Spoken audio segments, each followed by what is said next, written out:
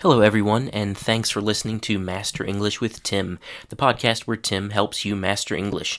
I'm Tim, native speaker English teacher from the U.S., world traveler, polyglot, and author of several resources for learning English, including this podcast.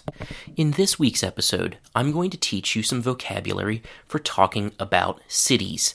Many of my students have a hard time describing cities because they haven't mastered words like downtown, suburb, and exurb. I've also had quite a few students over the years who think they understand these words and use them with some confidence, but unfortunately with mistakes. Let's start with the word downtown, which is the U.S. English word for city center. There is one important detail about the word downtown that I want to bring to your attention first. So, downtown is used in ways that are similar to the ways that the word home is used. So, for example, home can be a noun. For example, you have such a beautiful home. Home can be also an adverb for talking about location. For example, I'm not home, I'm at work. Home can finally be an adverb of movement. For example, in the sentence, it's late, let's go home. The word downtown is also used in the same three ways. Downtown can be a noun. For example, in the sentences, our city has a nice downtown, or downtown is dangerous at night, or downtown has a lot of really nice cafes. Downtown can be an adverb of location. For example, in the sentences, all the best restaurants are downtown, or I live downtown.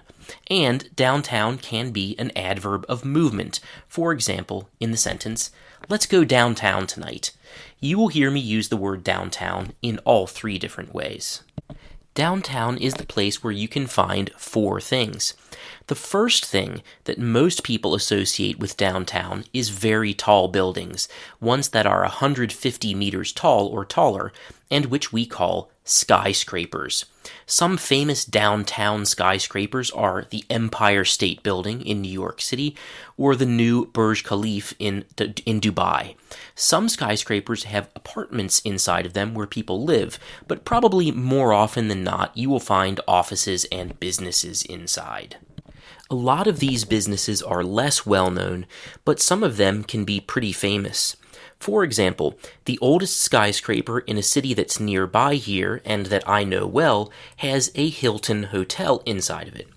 The tallest skyscraper here has the main office of American Insurance Group, and another skyscraper has the main office of Procter & Gamble, which is one of the biggest and oldest companies in the United States. The second thing that downtowns have is population density. Population density is the average number of people living in each square mile or square kilometer. When you have a lot of skyscrapers, each with thousands of people inside, you will have a very high population density. That means you will see a lot of people walking around on the streets, coming from and going to places that you don't know about. Of course, most of these people are only there during the workday, so we can say that downtowns have a high daytime population and a high daytime population density because at night most of those people disappear. The third thing you can find downtown is venues. A venue is a place where social events like parties, games, and weddings regularly take place. A venue for a night out with friends is going to be a bar, cafe, or restaurant. A venue for a play by William Shakespeare would be a theater. All of these places are called entertainment venues. A venue, or even a park where you can see concerts, for example a bar with live music, is called a music venue. And a football stadium or baseball stadium you can call a sports venue. There is one more important thing that you can find downtown, one which is often forgotten when people talk about all these exciting tall buildings or skyscrapers and entertainment venues and lots of people walking around. That important thing that people often forget is the city's government. The building that a city government is located in is called City Hall. Sometimes City Hall is very near the center of a city. For example, in Washington, D.C., City Hall is very close to the White House. In my city, though, City Hall is still downtown, but it's in the western part of downtown where there is not as much foot traffic. City Hall is important because it makes the laws and decides about spending, not just for downtown, which is where people work and play, but also for the parts of the city where people sleep at night. Okay, now let's leave downtown. Let's go outside of downtown, to the suburbs. What is a suburb? The defining characteristic of a suburb is that it is a residential area, or a part of a city where people live. If you're in most parts of the U.S., that means that you will find lots of houses and also some apartment buildings, usually ones that are not very tall and that are relatively far apart from each other, usually 15 or 20 meters. This means that U.S. suburbs have a much lower population density than the downtown area. So what else can you find in suburbs? Well, you can also find places that serve people's basic needs. That means that in suburbs, you will find supermarkets and department stores, some clothing stores, some bookstores, some restaurants, maybe a gym or two for doing exercise in, and parks for people to spend time in with family and friends. Another very important thing that you will find in suburbs is schools for children. There's one thing that is rare in the suburbs, and that is work. Okay, there are some jobs in places like department stores and restaurants, but most people commute downtown and work there. When people commute, they travel to and from work each day. Some people commute by bus, others commute by car, and a few might commute by bicycle, although that is not common in most places in the U.S. because, frankly, it's kind of dangerous. There is another thing that you won't find at all in the suburbs, and that is government buildings. Remember that the laws for the whole city, including the suburbs, are written in City Hall, which is downtown.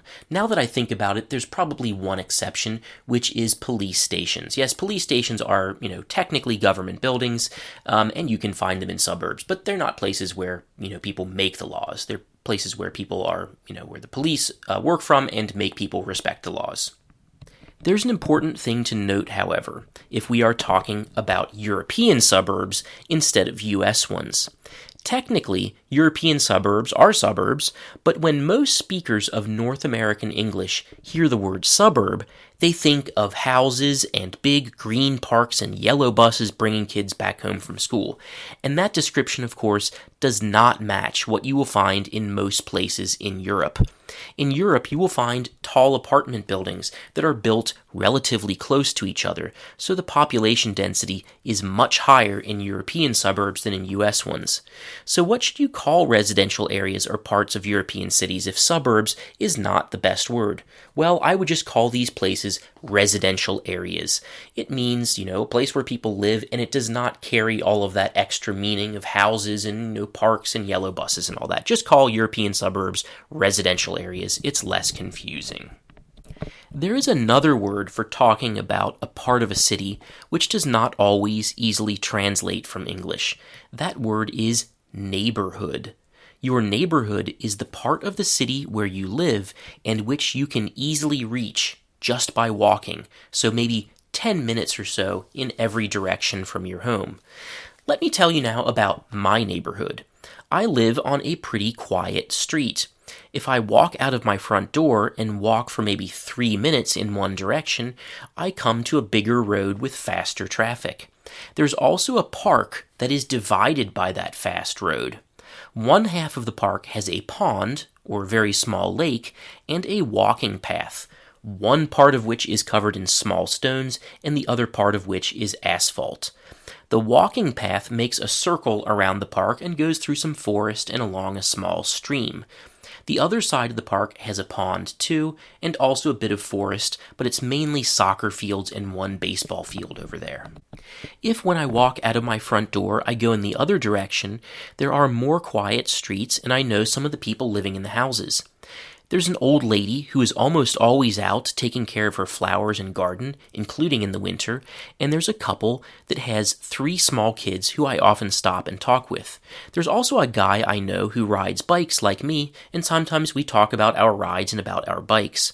There is also a nice 10-minute walk that takes me in a circle and that is perfect for taking a very short break for work or getting just a bit of exercise.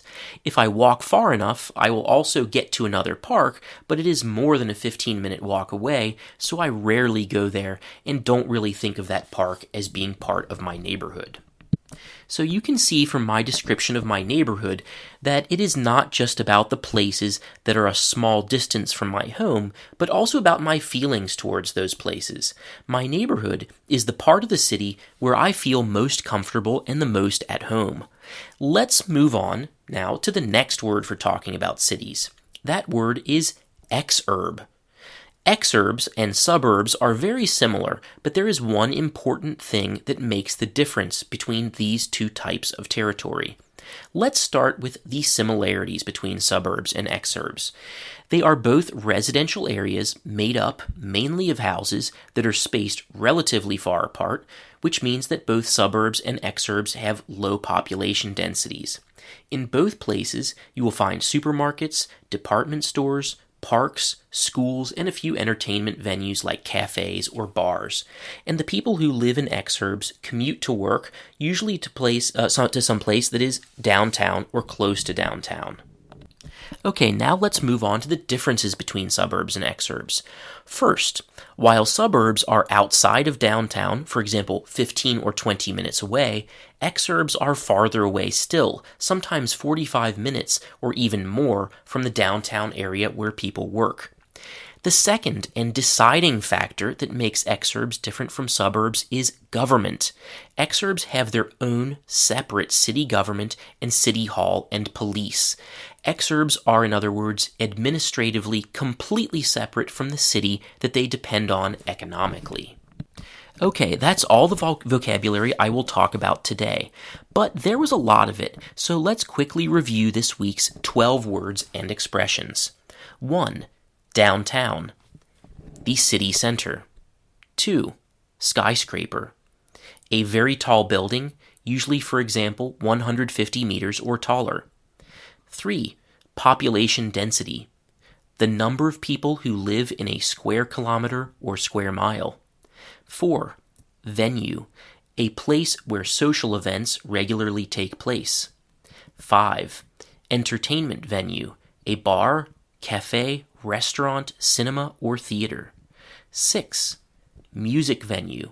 A bar, a concert hall, or a park where music is played. 7. Sports venue. A stadium or other building where professional sports are played. 8.